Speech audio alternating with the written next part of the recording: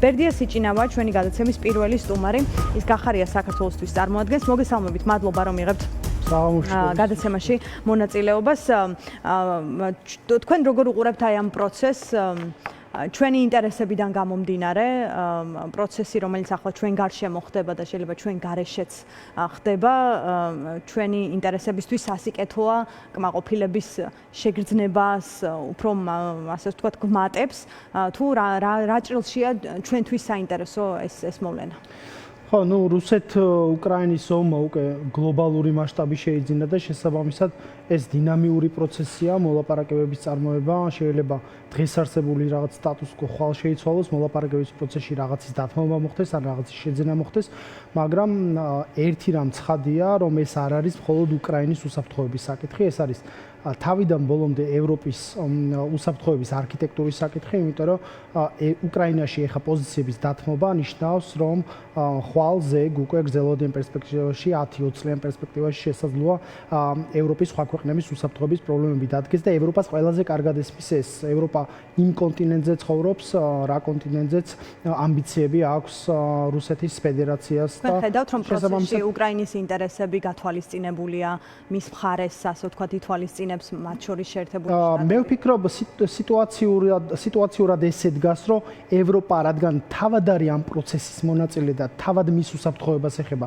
საკითხები, ბევრად უფრო კარგად გრძნობს იმ საფრთხეებს, რაც რუსეთის ფედერაციიდან მოდის და მე ღრმად ვარ დარწმუნებული იმაში, რომ ევროპა თავისი პოლიტიკური გამოცდილებით შეძლებს დაარწმუნოს პრეზიდენტი ტრამპი და ამერიკის შეერთებული შტატები, რომელიც მისი სანდო პარტნიორია, მეორე მსოფლიო ომიდან მოყოლებული, რომ ეს არის გამოწვევა, რომელიც ქვეყანას უდგას, არა მხოლოდ უკრაინას, არამედ ევროპას როგორც პარტნიორ კონტინენტს, პარტნიორ ევროკავშირს როგორც პარტნიორ შეერთებული შტატების და ამ პროცესში გამოჩნდება, ამ დინამიკაში გამოჩნდება ბუნებრივია რა და როგორ განვითარდება, თუმცა დღეს ევროპის მტკიცე პოზიცია განაპირობებს იმას, რომ ზელენსკიც თავადაც დარწმუნებულია თავისი პოზიციის ისტორიაში და რომ არ უნდა დაითმოს ტერიტორიული მთლიანობა და სუვერენიტეტი უკრაინის. რა თქმა უნდა, ბუნებრივია ამაში.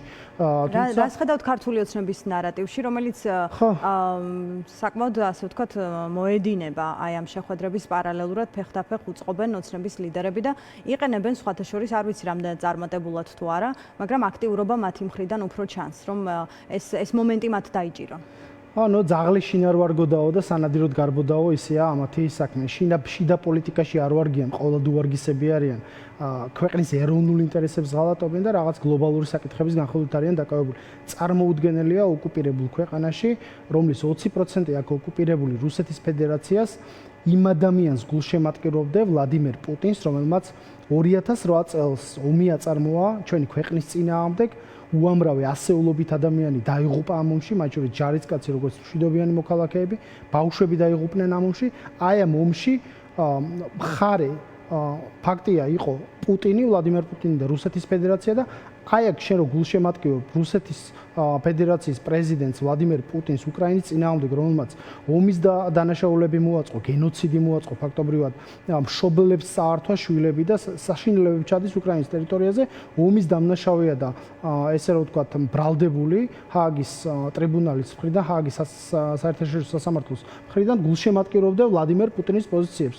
ეს ხო არის მხარის არჩევა, მაგრამ მეორე მხრივ ჰააგით ამ ასეთ კრიმინალს წითელ ხალიჩას უგებენ და სურათი ისეთ შეექმნა, შესაძლოა ბუნებრივია, ეგ ყოფილიყო კიდეც არგუმენტი. ეგ არის პოლიტიკური ფანატიკოსობა ეხლა. თუ ვინმეს აქვს განცდა იმისი, რომ ასეთი დონის ორმხრივი შეხვედრების დროს ეხლა ვლადიმერ პუტინს დააპატიმრებდა შეერთებული შტატების პრეზიდენტი, ან პოლიტიკურად ბეცი უნდა იყოს, ან პოლიტიკურ ფანატიზმში უნდა იყოს გადასული. ბუნებრივია ეს ესე ვერ მოხდებოდა. არის რაღაც პროტოკოლური საკითხები, რომელიც რა ვიცი, ეხლა ვიღაცას წითელ ხალიჩას არქმევს, ამას თუ წვანე ხალიჩას, მესმის რომ კრიტიკა ამას მოყვა გარკვეული შეფასებების მხრიდან, თუმცა ეს საბოლოო გავლენას არ. მე რას მინდა ხაზი რო გაუშვათ სხვა ჩვენი მოქალაქეებისთვის. ხო, ეს ადამიანები აი მთელი ბინძური აღვირახსნელი პროპაგანდით აბრალებდნენ დასავლეთს და შეერთებულ შტატებს, რომ ომში ჩართვა უნდათ ჩვენი ქვეყნის. სამხრეთ კავკასიაში მშვიდობა მოიტანა ტრამპმა და შეერთებულმა შტატებმა.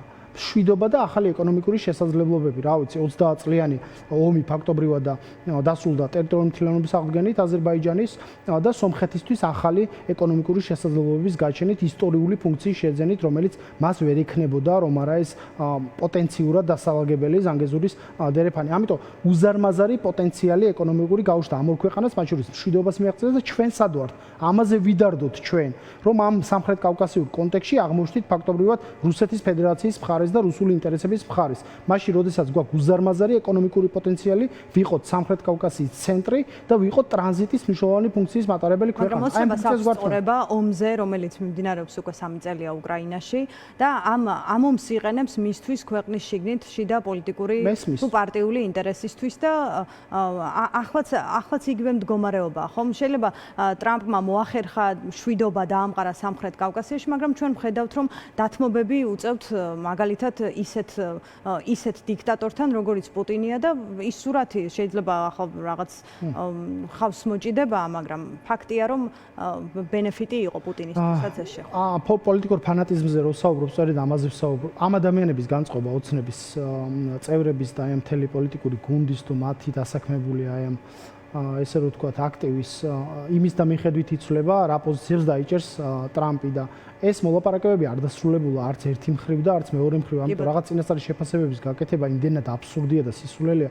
პოლიტიკური ექსპერტობა ამ საკითხში მაშინ, როდესაც მნიშვნელოვანი პოლიტიკური აქტორები არიან ჩართული და დინამიურად იცვლება, ყოველდღიურად იცვლება პროცესები, აქ პოლიტიკური პროგნოზის გაკეთება, რა ვიცი, თეა წულუკიანის მხრიდან და რა ვიცი, მამუკა მდინარაძის მხრიდან იმდენად სასაცილო ამბავია, რომ წარმოუდგენელია. ძაღლი მართლა შინ არ ვარ გოდაო და სანადიროდ გარბოდაო, ისეა ამათი საკითხი. საკუთარ ქვეყანას იმიტომ გისვამთ, განა რაიმე ლოგიკას ხედავ მათ.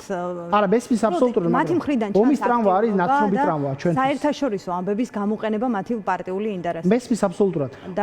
ომის ტრამვა რა საკეთებთ ამაზე მაქვს კითხვა. ხო და ომის ტრამვა არის ტრამვა, რომელიც აი გენეტიკურად დევს. მათ შორის მებრძოლიერი ვართ კი საუკუნეების განმავლობაში, ასე მოვიტანეთ ჩვენი ქვეყანა დღემდე. განსაკუთრებით დამოუკიდებლობის აღდგენის შემდეგ 30 წლის განმავლობაში რა პერიოდი არ გავიარეთ? სამხედრო გადატრიალებით, კანონური ხელისუფლების დამხობა, აფხაზეთის ომი, ცხინვალში წარმოებული პირველი სამხედრო ოპერაცია 2008 წლის ომი. ბუნებრივია ეს შიშები, რომ ჩვენს მოსახლეობას აქვს ომის, ამაში ახალი არაფერი არ არის და ყველაზე ამორალური ხელისუფლების მხრიდან ამაზე საუბარი არის. დღეს ჩვენ გვჭირდება არა ისეთი მშვიდობა, როგორცაც ოცნება გვთავაზობთ. ჩვენ გვჭირდება ბედნიერი მშვიდობა, ჩვენ გვჭირდება გრძელვადიანი და სტაბილური მშვიდობა. გრძელვადიანი და სტაბილური მშვიდობა მიიღწევა მხოლოდ საერთაშორისო პარტნიორებთან ჭიდრო ურთიერთობით და საერთაშორისო გარანტიების არსებობით. აი სხვათა შორის გადახედეთ ევროკავშირის წევრ ქვეყნებს. ქართულ ოცნებას პოლიცსაბჭოს ჰქონდა ერთ-ერთი განცხადება, მე მგონი უფრო ზამთარში, როცა საუბრობდა აი სწორედ მშვიდობაზე და რაღაცნაირად ისეთ ნარატივს ავრცელებდა, იმდენად კაფიოდ ჰქონდა რაღაცნაირად ასე მახსოვს, რომ როცა ასეთი საერთაშორისო турბულენცია ვერ ხერხდება ომის დასრულება და ასე შემდეგ, ჯობს ჩვენ ვიყოთ აი ამ მდგომარეობაში, ასე სტატიკურობა ამ ეტაპზე უფრო მომგებიანია და როცა დაალაგდება სამყარო, ჩვენთვისაც გამოჩნდება რაღაც გზა. აი ასეთ მარტივ, ძალიან პრიმიტიულ, მაგრამ ძალიან ალბათ უსაფუძვლო პროპაგანდას თავაზობს ქართული ოცნება და დღესაც მის კლიპში რაც ბოლოს გამოჩნდა ჩანს რომ ესეთი იქნება ხაზიც. სად ხედავთ თქვენს დაპირისპირებას ამ პროპაგანდას? ობიექტურად უნდა ვაღიაროთ, რომ ეს მესიჯი იყო მუშა მესიჯი, მათ შორის 2024 წლის განმავლობაში და რატომღაც სხვა პარტიებს, ანუ ის იმდენად აქცენტი ამაზე არ გაუკეთებიათ და საუბრობდნენ, რომ ხალხი ამას არ დაიჯერებს.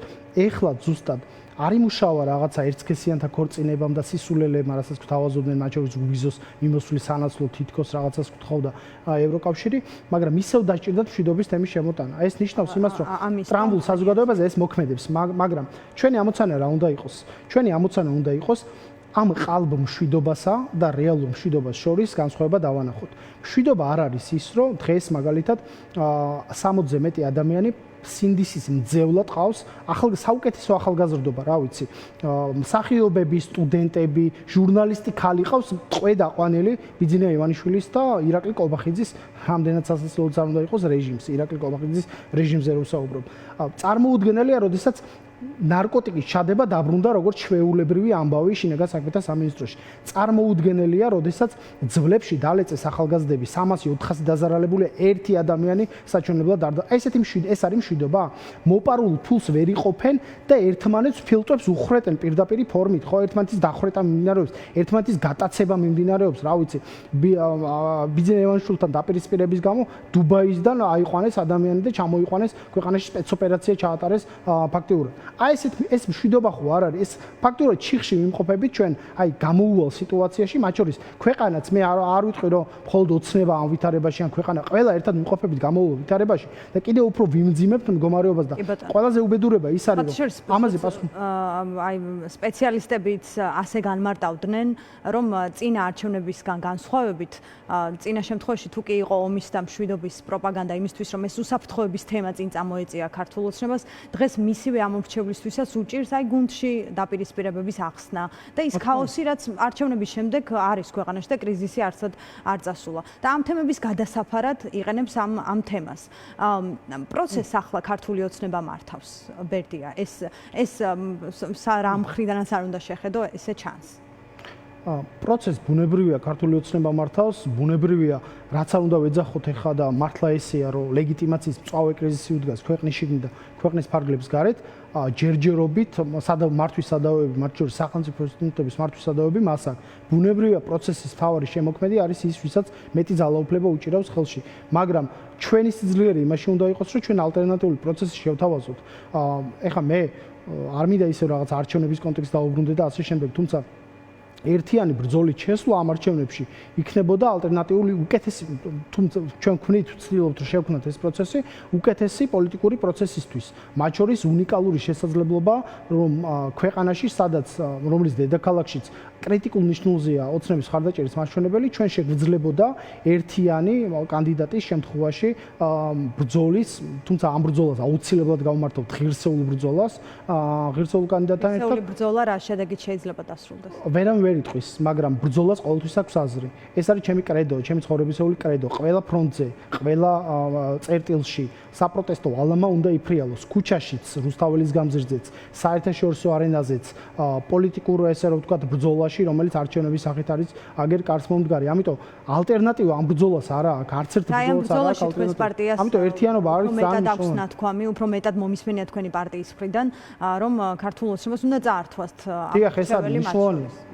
ვიდრე ფულს და ძალაუფლებას წაართვევთ, ამორჩეველი უნდა წაართვოთ, ალბათ ეს წინა ამაზე დგას. აი ნახეთ ფულის და ძალაუფლების წართვა. მეტად აიღეთ ალბათ პასუხისმგებლობა, რომ ამ ამორჩევლისთვის ასე ვთქვათ მომზადებული პროპაგანდა იყოს, ასე ვთქვათ, წინააღმდეგობის მთავარი. კი, რა თქმა უნდა, გვექნება ჩვენ ამაზე სერიოზული. როგორ მიდის თქვენი საარჩევნო კამპანია? საარჩევნო კამპანია მათ შორის დაწყებულია, ძირითადად საშტაბო საქმიანობა მიმდინარეობს ახლა. საარჩევნო კამპანია ალბათ უახლოეს დღეებში აიღებს სტარტს, სხვადასხვა რაიონში, სხვადასხვა დროს, მაგრამ უახლოეს დღეების საკითხია. ხომ არ გიგვიანდებათ? არ მგონია, რა ვიცი, ახლა საარჩევნო აი თუ გავხედავთ ახლა ჩვენ ჩავიაროთ ერთ სანაპიროზე, ჩავლად საკმარისია. საარჩევნო კამპანია, რუსო? ქართული ოცნების საარჩევნო კამპანია დაწყებულია. თუ ვინმეს გონია, რომ რამდენიმე დღით ორი თვით ადრე დასახელება და კახი კალაძის ყველა ბილბორდზე, რომელიც ამოუყვანეს ადამიანებს თვალში, წამოჭიმო არის საარჩევნო კამპანია, მე ასე არ უყურებ. საარჩევნო ბილბორდი საერთოდ დარქმევა 2024 წელს, მაგრამ კამპანია ჩავატარეთ. პოლიტიკური რეკლამა არ ქონია, მაგრამ ჩავატარეთ კამპანია, ამიტომ ეს არის ბუნებრივი პროცესი. შეძლო თუ არა თქვენმა გაერთიანებამ საერთო კანდიდატზე შეთანხმება? ბუნებრივია ეს არის კომპლექსური პროცესი. ჩვენ მემორანდუმით ავიღეთ ვალდებულება, რომ ჩვენი მაჟორიტარი დეპუტატობის კანდიდატები და მერობის კანდიდატები არ იქნებოდნენ ურთიერთ კონკურენციაში და შეთანხმებულ კანდიდატებზე იქნებოდა საუბარი.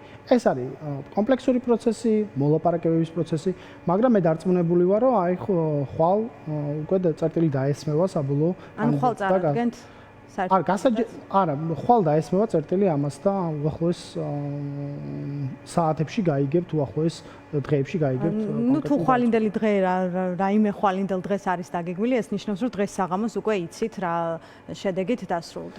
არა, ეს დინამიური პროცესია. შეთანხმება შედგა თუ არ შედგა, ნუ საერთო კანდიდატი გყავთ თუ არა. პრინციპებთან დაკავშირების შეთანხმება შემდგარია, საბოლოო წერტილი ამას დაესმევა ხვალ. შესაბამისად დღეს ამაზე პასუხს ვერ გეტყვით. ხვალ რომ გეუბნებით, რომ საბოლოოდ დაესმევა წერტილი. კონსულტაცია კიდევ ერთხელ შემაჯამებელი თუ შემაჯამებელი კონსულტაცია ჩათვალეთ, რომ აი დასასრულს ვართ უკვე მოლაპარაკებების, ხვალ წერტილი დაესმევა ამას. თქვენ იყავით ერთ-ერთი მონაწილე შეხვედრისა, რომელიც რატომღაც წარმოჩნდა, რომ სკანდალური იყო გიორგი გახარიასთან, როცა ჩახვედით თქვენ და ირაკლი კუპრაძე, ალბათ მათ შორის კი არა, ალბათ ერთ-ერთი მთავარი თემა იქნებოდა საერთო კანდიდატი. რაგიღა საერთო მუშაობაზე ხართ და მაშინ არ გადაწყდა ეს საკითხი. მათ შორის, რა თქმა უნდა, ეს დინამიური პროცესია, ხა მნიშვნელოვან მოლაპარაკებებს პირისპირ საუბარი სჭირდება. ჩვენ საჯარო პოლიტიკას ვეწევით, არასდროს დაგვიმალავს ვინმესთან შეხვედრის შესახებ, ასეთი შეხვედრა მანამდეც ყოფილა, თუმცა როგორც ჩანს გამოეპარა სუს, ისევე როგორც თითქოს ჩორჩანას საგუშაგო გამოეპარა და დაგვდევენ კუჩი. ეს რომ დასამალი შეხვედრა ყოფილიყო რაღაც ბერლინის ცენტრში, ტურისტულ ადგილას, სადაც რა ვიცი, დიდი რაოდენობის კონცენტრაცია შეიძლება იყოს ტურისტების, მათ შორის ქართველების, ამიტომ შეხვედრა არ გაიმართებოდა. შეხვედრაზე მე კითხვა არ მაქვს. ხო. აბსოლუტურად ბუნებრივია კანდიდატთან დაკავშირებითაც იყო საუბარი, რაღაცა მონახაზი გაკეთდა სხვადასხვა კანდიდატთან მიმართებით. აი ამ სელექციის პროცესი მიმდინარეობდა. მე როგორც ვიგებ, ხვალ გვეცოდინება თქვენი საერთო კანდიდატი. არანაირი ხვალ დავუსვამთ წერტილს. ხვალ დავუსვამთ წერტილს საერთო კანდიდატის საკითხს. და გიორგი გახარია რაკიღა ვახსენეთ, ბერლინიდან აპირებს მუნიციპალურ არჩევნებში რაიმე წარმატების მიღებას გახარიას გუნდი. გიორგი გახარიას კითხვის პათოს ვერ მივხვდი, ანუ ბერლინში ყოფნა, რაიმე მუნიციპალურ არჩევნებზე. ფაქტობრივი ბარიერი შეიძლება იყოს, მე ვერ გეტყვით, შეიძლება ბერლინში იყოს, შეიძლება ბრიუსელში იყოს, შეიძლება ტრამპთან იყოს ოვალურ კაბინეტში, ხო, ამას ვერ გეტყვით. შესაბამისად მუნიციპალური არჩევნებია და საარჩევნო კამპანიას იწყებთ ხვალ. შესაბამისად, გიორგი გახარია იქნება ყველგან. გიორგი გახარია იქნება კამპანიაში, რა თქმა უნდა, წარმოდგენილი, ამას უშუალოდ ფიზიკურად თვითონ გააკეთებს თავის გუნდის მეშვეობით, მე მგონი არსებითი მნიშვნელობა არ აქვს, კანდიდატი არ არის არც ერთ ესე ვთქვათ პოზიციაზე მუნიციპალურ არჩევნებში, მისი პოლიტიკური გუნდი წარმოდგენილია აქტიურ საარჩევნო კამპანიაში იქნება ჩართული და ღირსეულად წარმოადგენს გიორგი გახარიას როგორც ჩვენი პოლიტიკური გუნდის ლიდერის ინტერესებს. აკრიტიკებენ ხოლმე, არ ვიცი თქვენთვის რამდენად საინტერესოა თქვენი პარტნიორების კრიტიკა, ვინც არ არიან საარჩევნო კამპანიაში ჩართულები, თუმცა აკრიტიკებენ მას. რასთან დაკავშირებით? როცა ისაუბრობდა მაგალითად მიხეილ სააკაშვილზე, მასთან დაკავშირებით რაღაც იუმორნარევ განცხადებებს აკეთებდა, რომ ის ვერ ჩამოდის საქართველოში, ადარებენ, უბრალოდ ახსენებენ. არა, ეგეთი განცხადება არ მახსოვს, მაგრამ გიორგი გახარიას აი არასდროს არ ფიქრობთ, რომ შეიძლება რაღაც კუთხით სამართლიანია ეს კრიტიკა გახარიას მიმართ არსებობს. გეტყვით, რატო არ არის სამართლიანი?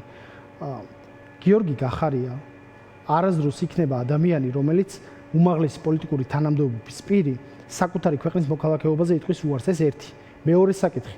გიორგი გახარიას არასდროს მოუწოდებია მიხეილ სააკაშვილისთვის მისი პოლიტიკური თანაგუნდელებისგან განსხვავებით, რომ ჩამოსულიყო აქ.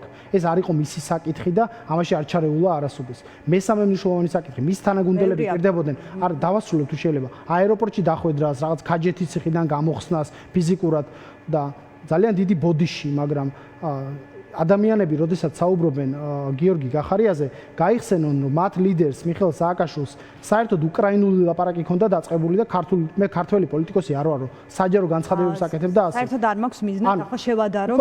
ანუ მოდი შევადაროთ, რადგან ადარებენ ეს ადამიანები და არც გიორგი გახარია, როდესაც ქვეყანაში დაბრუნდება ერთი რუსო, გავიგე, რუსო გიორგი გახარია, როდესაც ქვეყანაში დაბრუნდება არაჟნის კონტეინერით არ შემოიპარება ქვეყანაში და ისე უღირსად თუ მოუწია მას საპატიმრო დაწესებულებაში ყოფნა, დარწმუნებული არ მოუწევს.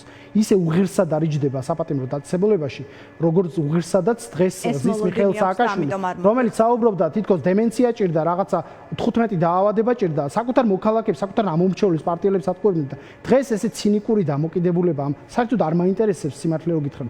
ჯანმრთელობას უსურვებ. არა, ბერდია, ნახეთ. თავისუფლებას უსურვებ. მოდი მაშინ გვერდზე გადავდოთ, არ მაქვს ინტერესი ახლა სააკაშვილზე მისი მეც არ მაქვს ჯანმრთელობას უსურვებ ადამიანს. ამის ინტერესი არ მაქვს. უბრალოდ კითხვა. გიორგი გახარიას პარტია წყვეტს, რომ საარჩევნო კამპანიაში, საარჩევნო პროცესში ჩაერთოს და პარტიის ლიდერი, რომელიც იმ ტიპის გადაწყვეტილების მიმღებია, რომ მასთან ჩადიან და ათანხმებენ და ბუნებრივია, არის ქვეყნის გარეთ. ამიტომ აქვს კითხვა, საპატიმრო დაწესებულებას და მოლოდინია დაკავების და ამიტომ არ ჩამოდის, თუ შეიძლება რაღაც მომენტში ჩამოდის. ბუნებრივია მოლოდინი. კობახიძე ამბობდა, ისო არჩევნებამდე მაინც არ უწევდაო და რატომ რატომ არ არის? უბედურება რა არის, იცით რუსო, აი კობახიძე რო ესეთი ტიპის ნორმალურ ქვეყანაში ესეთი ტიპის განცხადება პირდაპირ ფორმით ახმული იქნებოდა ზეწოლად სამართალდამცავ ორგანო. ვინ ეკითხება პრემიერ-მინისტრს, როდის უნდა ჩამოვიდეს, ან რა შუაში არის თუ ადამიანს დანაშაული ჩადენილი აქვს, წინასაარჩევნო კამპანია რაღაც ფორმით იმუნიტეტს სენს, მას რა სისულელეა, ხო? აბსურდია, იმუნიტეტის საკითხი დარეგულირებულია საქართველოს პარლამენტის რეგლამენტით და საქართველოს კონსტიტუციით, ხო? აი ესეთი ტიპის ეს კონსტიტუციონალისტი ასეთი ტიპის სიბრიყვეებს რო ლაპარაკობს და საშუალო დონის ქოცის სპიკერის ამპლუიდან ვერ გამოვიდა 2 წელია ადამიანი პრემიერ-მინისტრია, ხო? ფორმალურად მაინც. ზარქუას დონის ლექსიკით ეს ლაპარაკება საკუთარი ქვეყნის მოქალაქეებს. აი ესეთი ტიპის პრემიერ-მინისტრი გვყავს ჩვენ დღეს.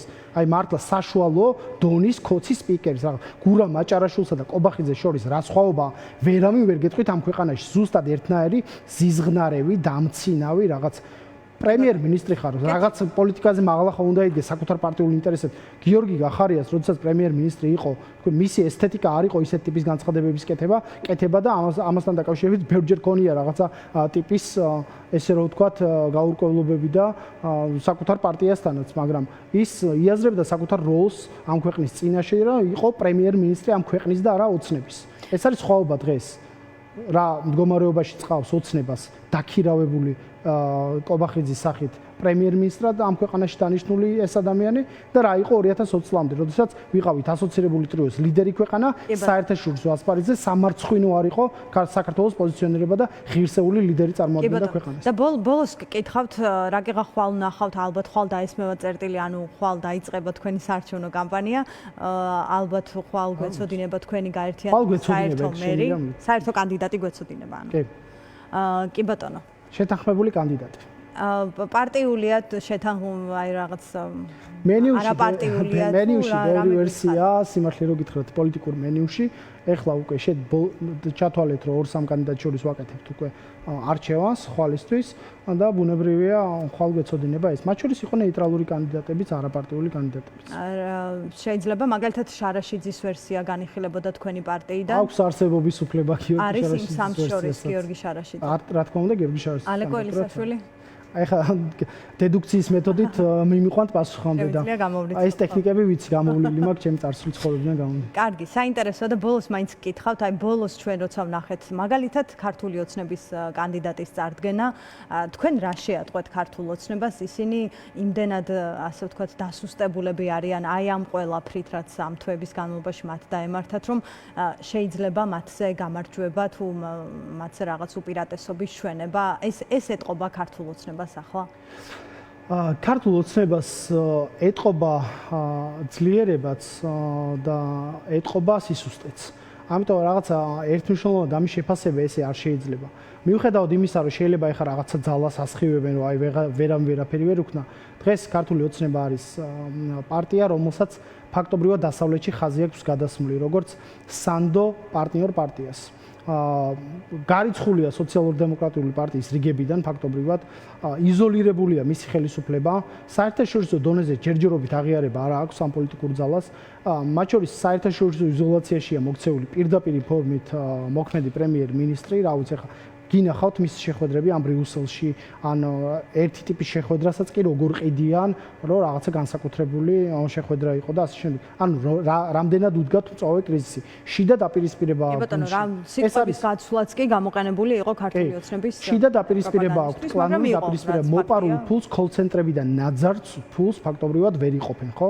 ერთმანეთს ესურიან. აი თუნდაც სანქციები, თუნდაც ლეგიტიმაციის პროცესი, ანუ ეს ეტყობა, რომ იმდენად აწუხებს, რომ რაღაცნაირად ახლა უკვე განწირულ მდგომარეობაში. ეხა ბუნებრივია მიუხედავად იმისა, რომ ეხა გრძნობენ თითქოს თავს, რომ კონსოლიდირებული აქვს რაღაც სახელმწიფოების. თქვენ რითი აწუხებთ ეს მაქვს კითხვა. ანუ არ ფიქრობთ, რომ რაღაც კრიზისის გადაგორების თუ რაღაც იმუნიტეტის გამომუშავების პროცესში შეიძლება იყოს მე ვფიქრობ, საერთაშორისო დონეზე ჩვენი მუშაობა არის აქტიური, მათ შორის პერსონალური სანქციების თვალსაზრისით ეს მუშაობა უნდა გაგრძელდეს. ვიზის უვიზო მიმოსვლის საფრთხე არ უნდა შეექმნას ჩვენს მოქალაქეებს. ყველაფერს გავაკეთებთ იმისთვის, რომ ევროკავშირში კონსენსუსური გადაწყვეტილება იქნას ფაქტობრივად ჩვენს ფაქტორებზე არ არის მხოლოდ დამოკიდებული ისიც, რომ სახელმწიფოები კონსენსუსის საფუძველზე იღებენ ევროკავშირში გადაწყვეტილებას, თუმცა დარწმუნებული ვარ, მე აუცილებლად დადგება მომენტი, როდესაც ევროკავშირი ერთიან გადაწყვეტილებას მიიღებს ეგრეთ წოდებულ საქართველოს ხელისუფლებასთან მიმართ. ვნახოთ, კეთილი, მადლობა, ხვალინდელი დღეც საინტერესოა. ბერდია სიჭინავა იყო ჩვენი გადაცემის სტუმარი, ის გიორგი გახარია საქართველოსთვის გუნდს წარმოადგენს. მე თქვენ დაგემშვიდობებით რამდენიმე წამში სტუდიაში მის ადგილს დაიკავებს ხატია დეკანოვიძე, ის ნაციონალურ მოძრაობას წარმოადგენს და მასთან ერთადაც ბუნებრივია ჩვენ ვისაუბრებთ შეხვედრაზე, რომელიც ხვალ გაიმართება ვაშინგტონში, რაც გაიმართა ალასკაში, არანაკლებ, არაფრით ნაკლებ შეხვედრას ველოდებით უკვე ხვალ თეთრ სახლში, რაც ბევრის თქმით ბევრ ამეს გადაწყვეტს ომის